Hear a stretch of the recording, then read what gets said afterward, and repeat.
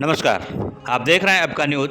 सपा सांसद ने गृह मंत्री को लिखा पत्र। जी हां, फतेहपुर के सांसद और समाजवादी पार्टी के वरिष्ठ नेता नरेश चंद्र उत्तम पटेल ने केंद्रीय गृह मंत्री अमित शाह को पत्र लिखकर बीजेपी पर आरोप लगाया है कि यह मकबरा राष्ट्रीय धरोहर संपत्ति के रूप में दर्ज है और इसे मंदिर बताने की कोशिश पर धार्मिक तनाव फैलाया जा रहा है। उन्होंने कहा कि यह कदम शहर की शांति और सांप्रदायिक सौहार्द बिगाड़ने की साजिश का हिस्सा है। मंगलवार को यूपी विधानसभा में भी इस मुद्दे पर हंगामा हुआ और सपा विधायकों ने जोरदार विरोध दर्ज कराया है। उत्तर प्रदेश के फतेहपुर जिले में कल 11 तारीख को भारतीय जनता पार्टी के कुछ अराजक तत्व 300 वर्ष पुराना वहाँ मकबरा है और उस मकबरे जो भारत का पुरातत्व विभाग के अंदर में है उसके ऊपर चढ़ गए।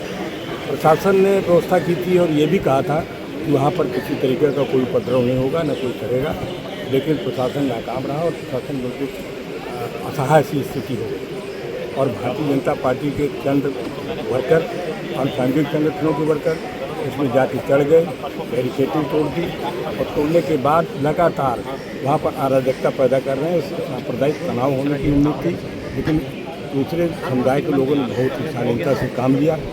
लेकिन भारतीय जनता पार्टी जानबूझ करके इस तरीके के मुद्दों को बढ़ावा देती है, क्योंकि हर मामले में भारतीय जनता पार्टी विफल है। चाहे बेरोजगारी हो, किसानों की फसलों के उत्पादन का हो, चाहे महंगाई हो, इन सारे मुद्दों से ध्यान हटाने के लिए भारतीय जनता पार्टी के अनुशासित संगठन इस तरीके कृत्य करते रहते। फतेहपुर की घटना बहुत ही निंदनीय है। इसमें समाजवादी पार्टी इसको गंभीरता से लेती है। कल माननीय अखिलेश यादव जी ने इस पर अपना बयान भी दिया था। आज हमने 0 आवर में उठाने की कोशिश की, लेकिन सदन स्थगित हो जाने की वजह से वो फतेहपुर की घटना नहीं उठी। लेकिन भारत के गृह मंत्री जी को हमने पत्र लिखा है कि उसकी जांच कराई जाए और दोषियों के साथ कड़ी कार्रवाई की जाए। और वो जो मकबरा है वो ऐतिहासिक धरोहर है और सरकारी अभिलेखों में दर्ज है, तो उसकी सुरक्षा।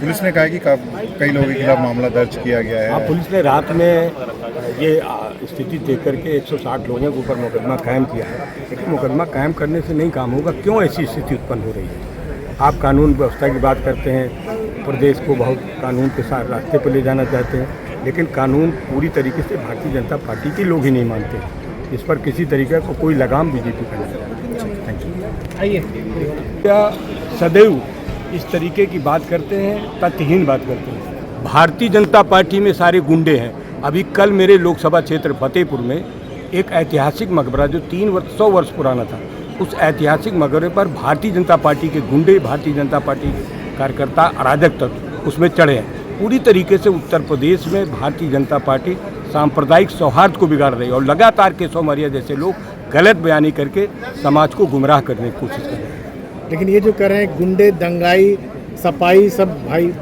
केशव प्रसाद मौर्य हम लोग अगल बगल के हैं, जानते हैं कितने सही हैं कितने गलत हैं, पूरी तरीके से जानते हैं। इनका काम है अफवाह फैलाना, झूठ फैलाना और सांप्रदायिक सौहार्द को बिगाड़ करके अपनी असफलताओं को दिखाना कि हम काम कर रहे हैं। महंगाई बढ़ रही है, बेरोजगारी बढ़ रही है, किसानों की फसल की लूट हो रही है, चारों तरफ हाहाकार है। उन सब विफलताओं को छुपाने के लिए केशव मौर्य जैसे लोग इस तरीके की गलत बयानी करते रहते हैं।